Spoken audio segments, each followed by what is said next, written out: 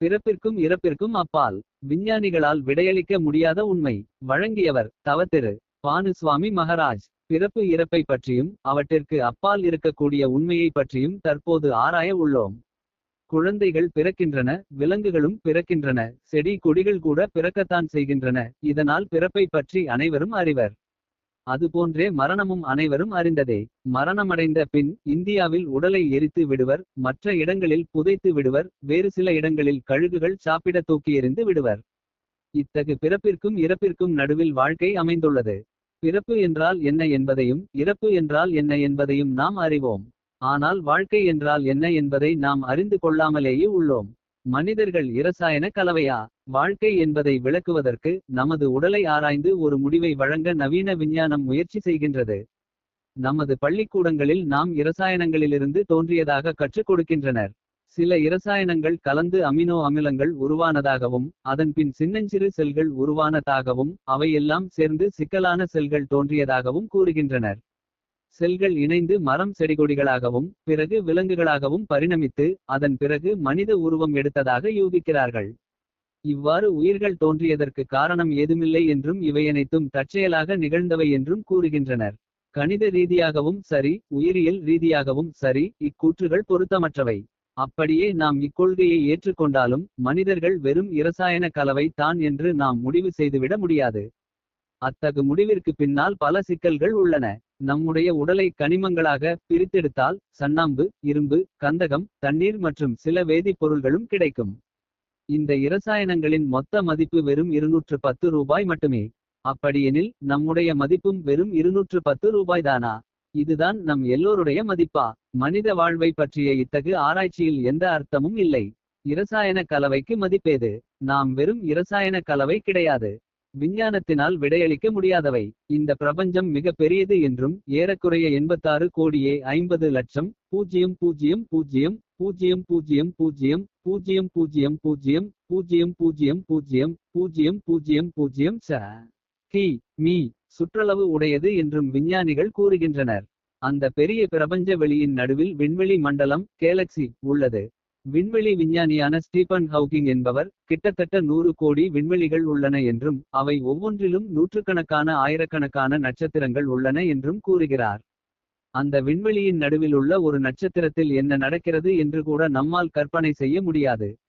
அத்தகைய ஒரு பெரிய விண்வெளியின் மத்தியில் ஏதோ ஒரு மூலையில் சூரிய குடும்பத்தைச் சார்ந்த பூமியில் நாம் வசித்து வருகிறோம். இந்த பூமியில் கூட மனிதர்கள் பல்வேறு நாடுகளில் வசித்து வருகிறார்கள். மொத்த பிரபஞ்சத்துடன் ஒப்பிட்டு பார்த்தால் நாம் வாழும் பகுதி ஒன்றுமே இல்லை. நமது வாழ்நாளை ஒப்பிட்டு பார்த்தால் அதுவும் ஒன்றுமே கிடையாது. அப்படியெனில் வாழ்க்கையின் அர்த்தம் தான் என்ன? நாம் பிறந்தோம், இறந்தோம், ஆனால் நாம் யார்? நாம் ஏன் வாழ்கிறோம்? நாம் வெறுமனே பரிணாம கொள்கையை எடுத்துக்கொண்டு போகலாமா? நாம் எங்கிருந்து வந்தோம்? குரங்கிலிருந்து வந்தோமா? பறவைகளிலிருந்து வந்தோமா? நாயிலிருந்து வந்தோமா? எங்கே போகப் போகிறோம்? நம்மை நாமே அழித்துக் கொள்ளப் போகிறோமா? அல்லது பரிணாம கொள்கை மூலம் வளர்ச்சி பெற்று வேறொரு விசித்திரமான பிராணியாக போகிறோமா? இவற்றிற்கெல்லாம் விஞ்ஞானிகளிடத்தில் பதில் கிடையாது. விடையளிக்கும் சாஸ்திரங்கள். வாழ்க்கையின் அர்த்தம் என்ன எனும் கேள்வியை பலர் கேட்கின்றனர். ஜடத்தை பற்றிய சில தகவல்களை வழங்கும் விஞ்ஞானிகளால் இதற்கு பதிலளிக்க முடியாது. வாழ்க்கை என்றால் என்ன, அதன் குறிக்கோள் என்ன என்பதை அவர்களால் சொல்ல முடியாது. ஆனால் நம்மிடம் வேதங்கள், புராணங்கள் போன்ற சாஸ்திரங்கள் இருப்பதால் அவற்றிற்கு விடையளிக்க முடியும். நமது அறிவிற்கு அவையே மூலமாக திகழ்கின்றன. எதற்கு விஞ்ஞானிகளால் விடையளிக்க முடியாதோ அதற்கு சாஸ்திரங்களால் விடையளிக்க முடியும். வெறும் ஜடப்பொருளை பற்றி பேசாமல் மற்ற விஷயங்களை பற்றியும் வாழ்வின் குறிக்கோளை பற்றியும் சாஸ்திரங்கள் பேசுகின்றன. வேத சாஸ்திரங்களின் சாராம்சம் என்பதால் பகவத்கீதை மிகவும் அற்புதமானதாகும். பகவத்கீதையில் அர்ஜுனன் குழம்பிய நிலையில் காணப்பட்டான். அவன் மிக பெரிய போர்வீரன் என்றபோதிலும் தன்னுடைய சொந்த உறவினர்களை கொலை செய்ய வேண்டிய சூழ்நிலையில் இருந்ததால் மிகவும் குழம்பிய நிலையில் இருந்தான். அத்தகைய குழப்பமான நிலையில் அவன் கிருஷ்ணரை அணுகி நான் என்ன செய்ய வேண்டும் என்று கேட்டான். கிருஷ்ணர் அவனுக்கு அறிவியலை கற்றுத் தரவில்லை. மாறாக வாழ்க்கையின் அர்த்தத்தை பற்றி உபதேசித்தார். நாம் உடலல்ல, ஆத்மா. கிருஷ்ணருடைய முதல் உபதேசமே மிகவும் குறிப்பிடத்தக்கதாக இருந்தது. வருத்தத்திலிருந்த அர்ஜுனனிடம் கிருஷ்ணர் தான் யார் என்பதை தெரிந்து கொள்ளாமல் வாழும் நீ ஒரு முட்டாள். நீ ஏன் வருத்தப்படுகிறாய்? உண்மையில் நீ இந்த உடல் கிடையாது என்பதால் எந்த உறவினர்களையும் நீ கொல்லப் போவதும் கிடையாது. மேலும் நீயும் மரணமடையப் போவது கிடையாது. உண்மையில் நீ ஒரு ஆத்மா. ஆத்மாவானது இந்த உடலுக்குள் பிறப்பிலிருந்து மரணம் வரை தொடர்கிறது. உடல் மட்டும்தான் மாறுகிறது. ஆத்மா என்றுமே மாறுவது கிடையாது. உடல் மரணமடையும் போது நீ மரணமடைவது கிடையாது. மரண நேரத்தில் ஆத்மா இந்த உடலை விட்டு வேறொரு உடலை ஏற்றுக்கொள்கிறது என்றார். அவ்வாறு வேறொரு உடலுக்குள் நுழைவதே பிறப்பு எனப்படுகிறது. மேலும் பிறப்பு என்பது ஓர் உடையை களைந்து வேறொன்றை அணிவது போல என்றும் கிருஷ்ணர் விளக்குகிறார். பிறப்பு இறப்பு என்பது வெறும் உடலுக்குத்தான். ஆத்மா மரணமடைவது கிடையாது. அத்து எப்போதும் தொடர்ந்து போய்க் கொண்டே இருக்கும். என்றுமே அழிவடையாது. யாரேனும் உங்களை கொலை செய்யலாம். ஆனால் உண்மையில் உங்களை யாராலும் கொலை செய்ய முடியாது. உடல் மட்டுமே மரணமடையும். ஆத்மா என்றுமே மரணமடையாது. பூர்வ ஜன்ம நினைவுகள். நீங்கள் சொல்வதெல்லாம் சாஸ்திரத்தில்தான் இருக்கின்றன. அவற்றை நிரூபிக்க முடியுமா என சிலர் வாதிடலாம். அவற்றை நிரூபிக்க முடியாது என்பது உண்மைதான். ஆத்மா பௌதிக கண்களுக்கு அப்பாற்பட்டது. நவீன விஞ்ஞானமோ பௌதிக கண்களை அடிப்படையாக கொண்டுள்ளது. மனதை வைத்தும் ஆத்மாவை புரிந்து கொள்ள முடியாது. ஏனெனில் மனமும் பௌதிகமானது தானே. இருப்பினும் ஒரு சில விஷயங்களை வைத்து ஆத்மா இருப்பதை உணர்ந்து கொள்ள முடியும். ஆத்மா இருப்பது தொடர்பான ஆராய்ச்சிகளை மேற்கொண்ட 20ஆம் நூற்றாண்டின் பல்வேறு விஞ்ஞானிகளில் ஒருவரான டாக்டர் அயன் ஸ்டீவன்சன் என்பவர் பூர்வ ஜன்ம நினைவுகளை வெளிப்படுத்திய சில குழந்தைகளை ஆராய்வதில் ஆர்வம் காட்டினார். விஞ்ஞானபூர்வமான தனது ஆராய்ச்சியில் அவர் 2600 பேரை ஆய்வு செய்தார். முற்றிலும் விஞ்ஞானபூர்வமான ஆராய்ச்சியை மேற்கொண்ட அவர் ஆய்வுகளில் தவறிழைத்துவிடக் கூடாது என்பதற்காக சின்னஞ்சிறு சந்தேகங்களை எழுப்பிய நிகழ்ச்சிகளை கூட புறக்கணித்து விட்டு ஆய்வு செய்தார். ஆச்சரியமளிக்கும் பல்வேறு பூர்வ ஜன்ம சம்பவங்களை ஆராய்ந்த பின்னர் மக்கள் ஓர் உடலை விட்டு வேறு உடலுக்கு மாறிக்கொண்டிருப்பது உண்மையே என்று அவர் முடிவு செய்துள்ளார். பூர்வ ஜன்ம நினைவுகளை ஞாபகப்படுத்திய பல்வேறு குழந்தைகளால் தாங்கள் இந்த ஜன்மத்தில் போகாத இடங்கள் குறித்த குறிப்பிட்ட தகவல்களையும் தெரிவிக்க முடிந்தது. மரண நேரத்தின் எண்ணங்கள் மறு உடலை தீர்மானிக்கின்றன. ஓர் உடலிலிருந்து மற்றோர் உடலுக்கு செல்லும் இந்நிகழ்ச்சியை அவர் ஓர் உயிரியல் பரிணாமம் என்று முடிவு செய்தார். ஆனால் உண்மையில் நாம் ஆத்மா. ஓர் உடலிலிருந்து வேறு உடலுக்கு செல்வது ஆத்மாவே. ஆத்மா ஓர் உடலை விட்டு மறு உடலுக்கு செல்வதை பற்றி பகவத்கீதையில் ஸ்ரீ கிருஷ்ணர் மேலும் கூறுகிறார். மரண நேரத்தில் நீ எதை நினைக்கின்றாயோ மரணத்திற்கு பிறகு அடுத்த வாழ்வில் நீ அந்த நிலையை அடைவாய். ஓர் உடலிலிருந்து மற்றொரு உடலுக்கு செல்லுதல் என்பது தான் தோன்றித்தனமாக நடப்பதன்று. அத்தகு மாற்றத்திற்கு பின்பு சில திட்டங்கள் அடங்கியுள்ளன. ஒருவருடைய பலமான எண்ணங்கள் அவரது அடுத்த உடலை தீர்மானிக்கும். ஸ்ரீமத் பாகவதத்திலுள்ள பரத மன்னரை இதற்கு நாம் உதாரணமாக எடுத்துக் கொள்ளலாம். மிகவும் பிரபலமான மன்னரான அவர் வயதான பின்னர் வானபிரஸ்தம் மேற்கொண்டு இமயமலையிலுள்ள கண்டகி நதிக்கு அருகில் நாராயணரை வழிபட்டு வந்தார். மிக உயர்ந்த ஆன்மீக நிலையிலிருந்த அவருக்கு ஒரு மான்குட்டியின் மீது பற்றுதல் ஏற்பட்டது. அந்த மான்குட்டியின் மீது கவனம் செலுத்த ஆரம்பித்த அவர் விஷ்ணு வழிபாட்டை மறக்க ஆரம்பித்தார். திடீரென்று அவர் மரணம் அடைந்தபோது நாராயணரை பற்றி நினைக்காமல் அந்த மானை பற்றி நினைத்தார். அதன் விளைவாக அவர் அடுத்த பிறவியில் மானாக பிறவியெடுத்தார். ஒருவர் மரண நேரத்தில் எதை நினைக்கின்றாரோ அதே நிலையை மரணத்திற்கு பிறகு அடைவார் என்பதை புரிந்து கொள்வதற்கு இது மிகவும் எளிமையான சம்பவமாகும். உடனே சாஸ்திரத்தில் இருக்கும் அதனை எப்படி நம்மால் நம்ப முடியும் என்று நீங்கள் கேள்வி கேட்கலாம். இதே போன்ற சம்பவங்களை ஸ்டீவன்சன் அவர்களும் தமது புத்தகத்தில் கூறியிருப்பது ஆர்வத்தை தூண்டக்கூடியதாகும். சில சம்பவங்கள். இந்தியாவைச் சார்ந்த ஒரு சிறுவன் தனது பூர்வ ஜன்மத்தை நினைவு கூர்ந்தான். அப்பிறவியில் நெஞ்சில் துப்பாக்கியால் சுடப்பட்டு பல்வேறு குண்டுகளால் துளைக்கப்பட்டு மரணமடைந்ததாக அவன் கூறினான். அந்த சம்பவத்தை ஆராய்ந்த போது அங்கிருந்து 100 மைல் தொலைவில் உள்ள ஒரு கிராமத்தில் அவ்வாறு ஒரு நபர் சுட்டுக் கொல்லப்பட்டது தெரிய வந்தது. காவல்துறையினரின் பிரேத பரிசோதனையின்படி அவனது மார்பின் நடுவில் பெரிய காயம் ஒன்றும் அதைச் சுற்றி பல சிறிய காயங்களும் இருந்தன. அவ்வாறு முந்தைய பிறவியில் மரணமடைந்திருந்த அவனது மார்பில் சில விசித்திரமான தழும்புகள் பிறவியிலிருந்து இருக்கின்றன. அவற்றை ஆராய்ச்சி செய்தபோது ஏற்கனவே சுட்டுக் கொல்லப்பட்ட அந்த நபரின் காயங்களுக்கு இச்சிறுவனின் தழும்புகள் ஒத்ததாக இருந்தன. முற்பிறவியில் ஏற்பட்ட காயங்கள் இந்த பிறவியில் தழும்புகளாக காணப்படுகின்றன. கைகளில் விரல்களே இல்லாமல் பிறந்த ஒரு சிறுவன் தன்னுடைய முந்தைய பிறவியில் குழந்தையாக விளையாடிக் கொண்டிருந்தபோது எல்லா விரல்களும் வெட்டப்பட்டு மரணமடைந்ததை நினைவு கூர்ந்துள்ளான். முந்தைய பிறவியில் ரயிலில் அடிபட்டு கால்கள் துண்டிக்கப்பட்டு மரணமடைந்த ஒரு பெண் அடுத்த பிறவியில் கால்கள் இல்லாமல் பிறந்தாள்.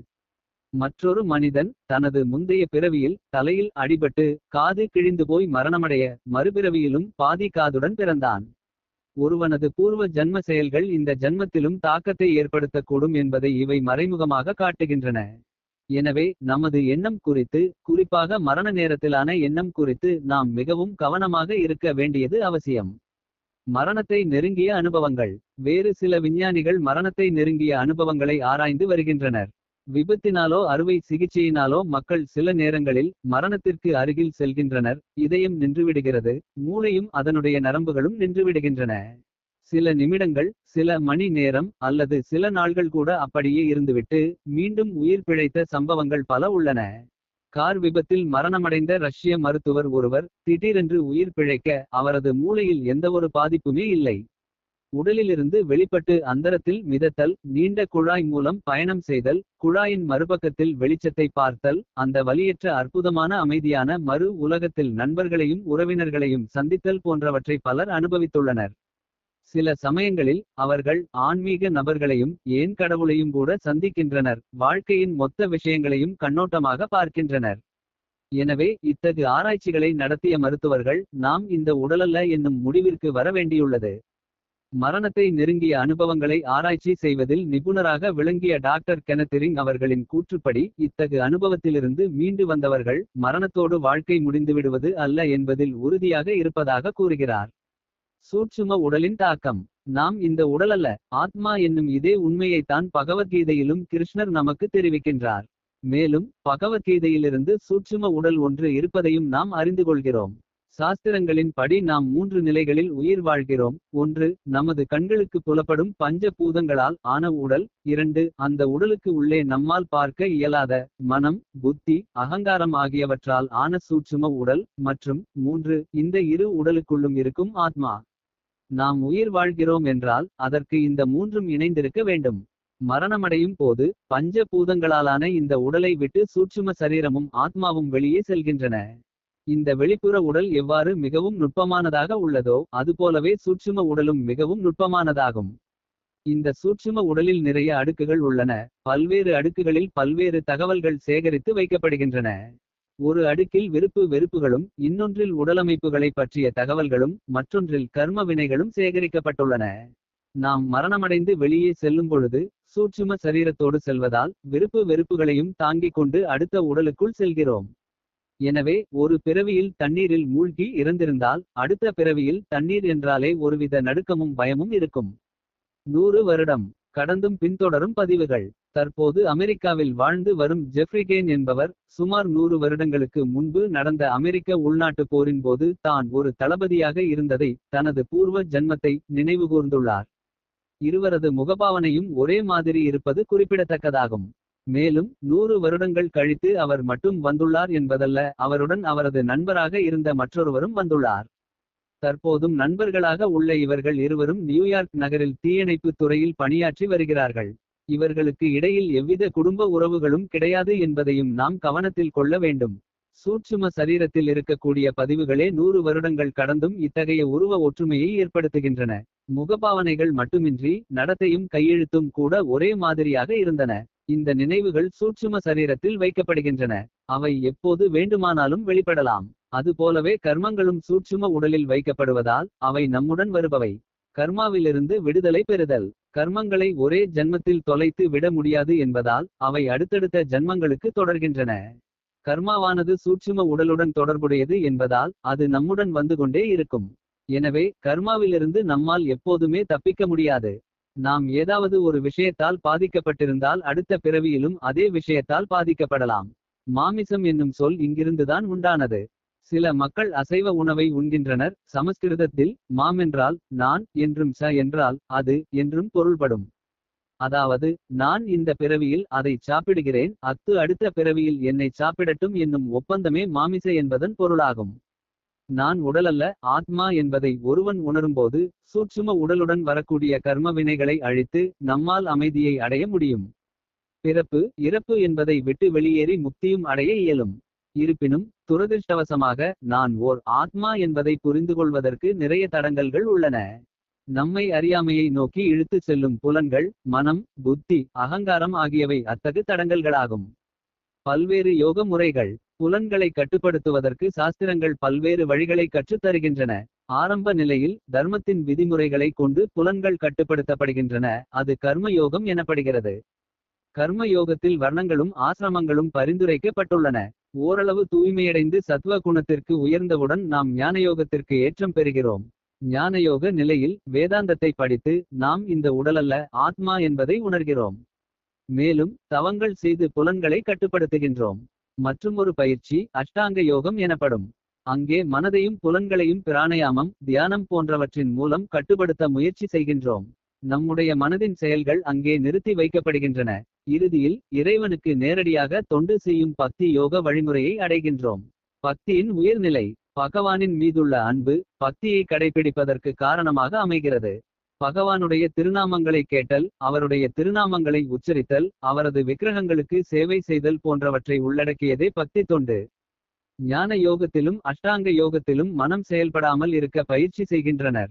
ஆனால் பக்தியின் வழிமுறை சற்று வேறுபட்டது. இங்கே புலன்களின் செயல்களையோ மனதின் செயல்களையோ நிறுத்த வேண்டியதில்லை. மாறாக அவற்றை கிருஷ்ணரின் தொண்டில் ஈடுபடுத்துகிறோம். கிருஷ்ணரின் தொண்டில் ஈடுபடுவதே ஆத்மாவின் உண்மை நிலை என்பதால் அத்தகு தொண்டின் மூலம் அறியாமையிலிருந்து எளிதில் விடுபடுகிறோம். எத்தனை வழிமுறைகள் இருந்தாலும் பக்தியோகமே சிறந்தது என்று பகவத்கீதையில் கூறப்பட்டுள்ளது. பக்தியோக பயிற்சிகள் நமது காதுகளை கொண்டு பகவானின் திருநாமம் ஸ்ரீமத் பாகவதம் போன்றவற்றை கேட்டு ரசிக்கலாம். கண்களை கொண்டு பகவானின் அழகிய விக்கிரகங்களை கண்டு களிக்கலாம். வாயினால் பகவானின் கீர்த்தனத்தை பாடி மகிழலாம். மூக்கினால் பகவானுக்கு அர்ப்பணிக்கப்பட்ட ஊதுபத்தியின் நறுமணத்தை நுகரலாம். நாக்கினால் பகவானுக்கு அர்ப்பணிக்கப்பட்ட பிரசாதத்தினை சுவைக்கலாம். முழு உடலையும் பகவானுக்காக நடனம் ஆடுவதில் பயன்படுத்தலாம். இவ்வாறாக நம்முடைய மனம் புத்தி புலன்கள் என எல்லாவற்றையும் பக்தியோகத்தில் உபயோகப்படுத்தலாம். நாம் யார் என்பதை பகவத்கீதையின் மூலம் நாம் அறிந்து கொள்ள முடியும். அதுமட்டுமின்றி பிறப்பையும் இறப்பையும் நிறுத்த முடியும். எல்லாவிதமான தர்மங்களையும் விட்டுவிட்டு தன்னிடம் சரணடையுமாறு பகவான் ஸ்ரீ கிருஷ்ணர் பகவத்கீதையில் கூறுகிறார். இவ்வாறு செய்வதன் மூலம் பிறப்பிற்கும் இறப்பிற்கும் அப்பால் நம்மால் செல்ல முடியும். பிறப்பிற்கும் இறப்பிற்கும் அப்பால் செல்வது ஒன்றும் கடினமானதல்ல. பகவத்கீதையிலிருந்து இதனை கற்றுக்கொள்ள முடியும். பக்தியோகத்தின் மூலம் ஆத்மாவையும் கடவுளையும் புரிந்து கொண்டு பிறப்பையும் இறப்பையும் எளிதில் கடந்து செல்ல கலியுகத்தில் ஒரே வழி. ஹரி நாம சங்கீர்த்தனம் தினமும் 108 முறை சொல்வீர். ஹரே கிருஷ்ண கிருஷ்ண கிருஷ்ண ஹரே ஹரே, ஹரே ராம ராம ராம ஹரே ஹரே. மகிழ்ச்சியடைவீர்.